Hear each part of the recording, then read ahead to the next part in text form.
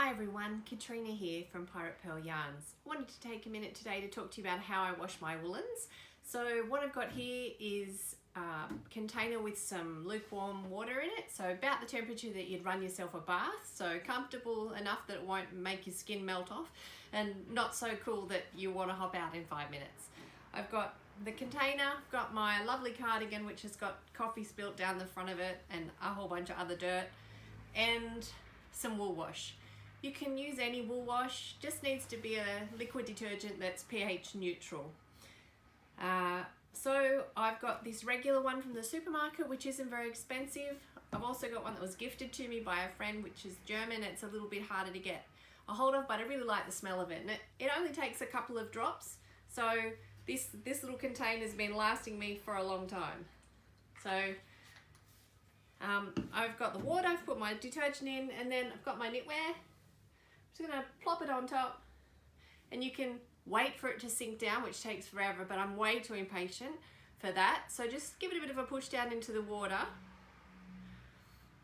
and then once it's submersed and the air bubbles have come out, just going to leave it to soak for maybe 30 minutes or so.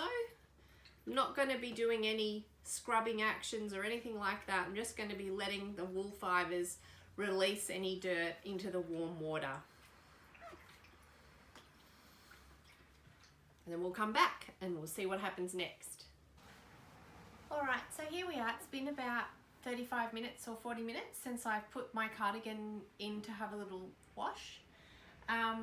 You might not be able to see, but the water is now a little bit cloudier, and the garment is fully wet and has sunk to the bottom of my bucket of water. So I'm just going to gently lift it out, supporting it meanwhile, because wool is at its weakest kind of when it's wet, and it tends to be a bit stretchy at that point.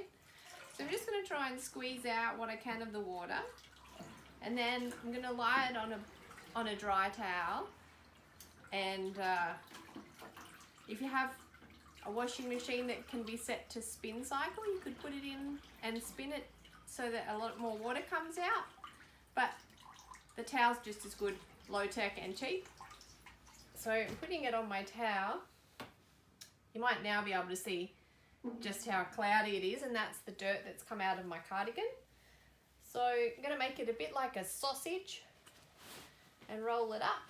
And then a nice easy way to do this is to put it on the floor and just walk along it to push the water out. And you might need a few towels to do this.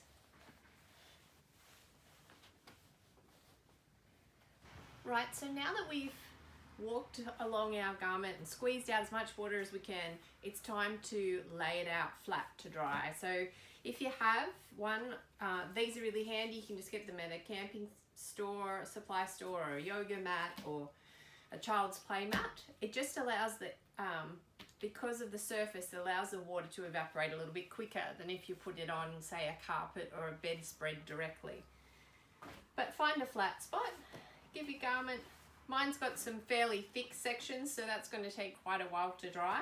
But basically you just want to bring your knitwear into the form that it should be. A bit like laying a pattern flat to sew a garment. You just need to lay it out nice and flat in a shaded or a warm spot to dry. And then you just need a little bit of patience and it'll all come together. I hope that's helped.